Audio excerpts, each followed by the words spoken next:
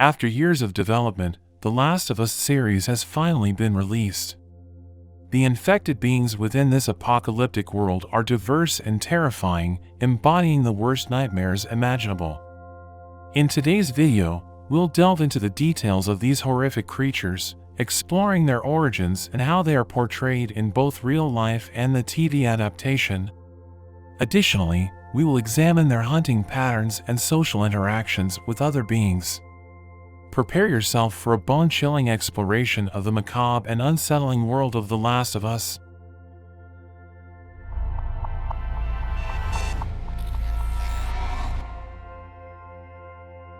In the show, the fungus-contaminated crops consumed by humans invades their bodies and takes over their neurological functions, rendering them completely under its control.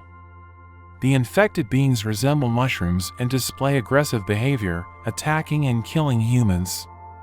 Once infected, humans become mindless, fungus-manipulated creatures, driven by primal instincts to survive and propagate by hunting and killing other humans.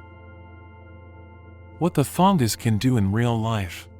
Firstly, this fungus is part of the Cordyceps genus, which comprises over 400 species, most of which are parasitic and target insects. The fungus invades and eventually kills its host in the name of reproduction. Among the species studied, Cordyceps unilateralis infects carpenter ants. But you might be thinking how zombie fungus strikes the carpenter ants and what happens in the end. The Camponotus leonardi ant species, which belongs to the carpenter ant family, resides in the upper canopy of the rainforest and constructs a complex web of aerial pathways. They prefer to remain high up in the treetops, where they can safely traverse through their networks.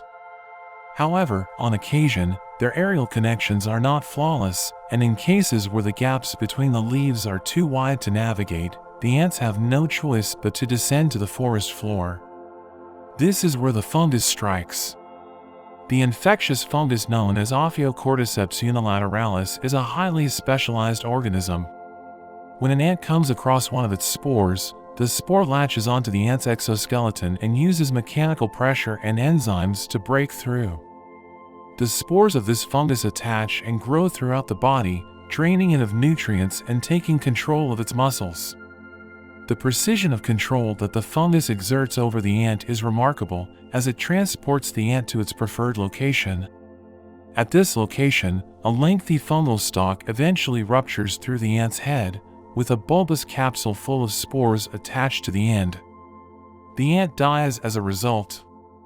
As the ant typically clings onto a leaf within its own colony's territory, the fungal spores disperse, infecting other ants below and turning them into zombies.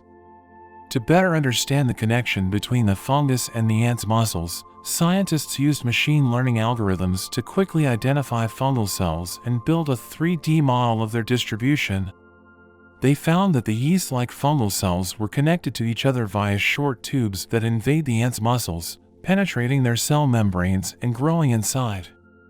These fungal tubes are known to allow for the transfer of chemicals, nutrients, and information, suggesting that there is an intricate network inside the ant's body that connects the fungal cells to each other and to the ant's muscles. This marks the end of our discussion about what fungus can do in real life and how it spreads in ants. I hope you found this information helpful and informative. If you enjoyed this video, please leave a like and consider subscribing to Elaborate Media for more informative content. Thank you for tuning in, and I'll see you in the next video.